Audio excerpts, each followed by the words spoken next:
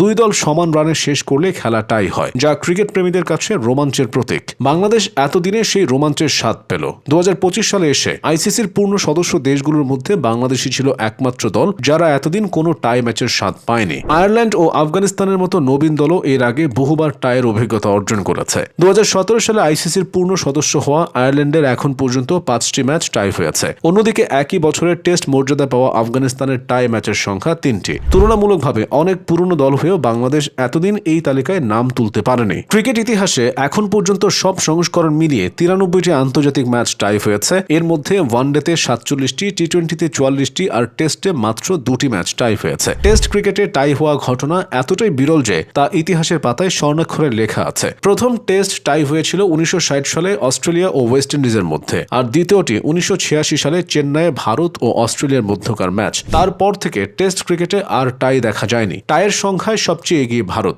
3 সংস্করণ মিলিয়ে ভারতের 18টি আন্তর্জাতিক ম্যাচ টাই হয়েছে। এর মধ্যে 10টি ওয়ানডে, 7টি টি-20 এবং 1টি টেস্ট ম্যাচ। ভারতের পরে অবস্থান নিউজিল্যান্ডের। কিউইরা 3 ফরম্যাটে মোট 17টি ম্যাচ টাই করেছে। টি-20তে তাদের টাইয়ের সংখ্যা 10 আর ওয়ানডেতে 7টি ম্যাচ সমতা নিয়ে শেষ হয়েছে। তালিকার তৃতীয় স্থানে আছে ওয়েস্ট ইন্ডিজ। ক্যারিবীয়রা মোট 16টি ম্যাচ টাই করেছে। এর মধ্যে 12টি ওয়ানডে, 3টি টি-20 এবং 1টি টেস্ট। অস্ট্রেলিয়া ও পাকিস্তানও টাইয়ের তালিকায় বেশ কাছাকাছি রয়েছে। অস্ট্রেলিয়ার ম্যাচ টাই হয়েছে 14 বার।